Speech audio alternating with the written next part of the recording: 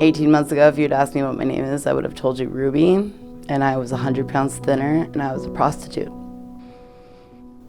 Don't eat, don't sleep, walk the track, turn tricks, do drugs.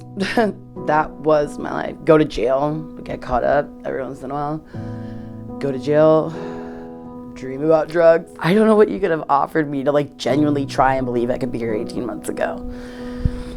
I wouldn't have believed that I would be sober for 18 months. And if you convinced me like that was going to happen, like you foresaw the future somehow, and I would tell you, oh, so great, so I'm miserable. Because you took my drugs away, that's great. So why even live? That's how committed we get to those drugs, you know? When I was out on the streets using, I was under the impression that everything was fine. I'm fine, it's all good. After sitting in jail for 3-4 months, I realized that everything was not fine.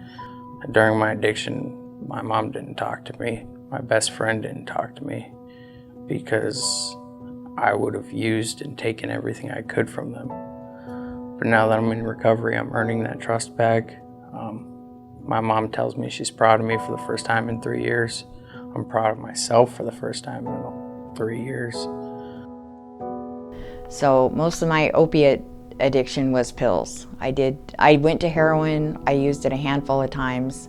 I realized that the effect was very short term and that I would have a needle in my arm before long. And so then I went to methadone. The methadone was a whole nother drug. I mean, it's a drug. It's addictive. I was in a fog all the time. I was high all the time. And I didn't realize it till I got off it.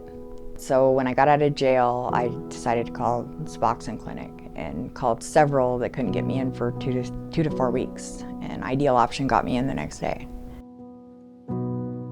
What Ideal Option has been able to do is take evidence-based research, medicine, good forward thinking, and meet people where they are in terms of some kind of the disease of addiction. Ideal Option is compassionate and caring and driven and non-judgmental and just really kind. And they're always there for you. They don't just like disappear. They're there for you consistently, so. This isn't easy. Recovery's not easy. If it was easy, everybody would be doing it. But this recovery, this is worth it.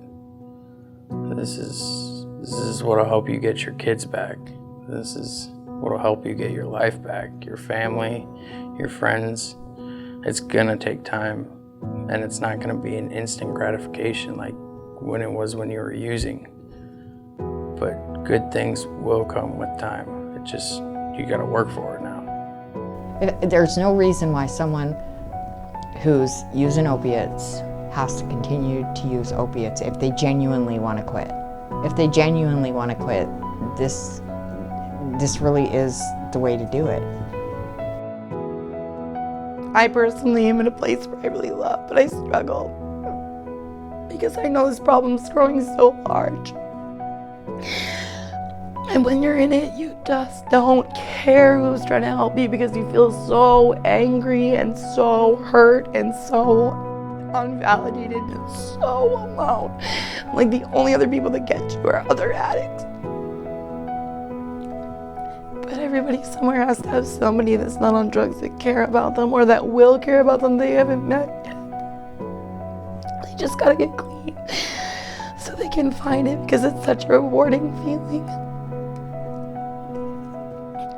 I can only imagine how hard this is.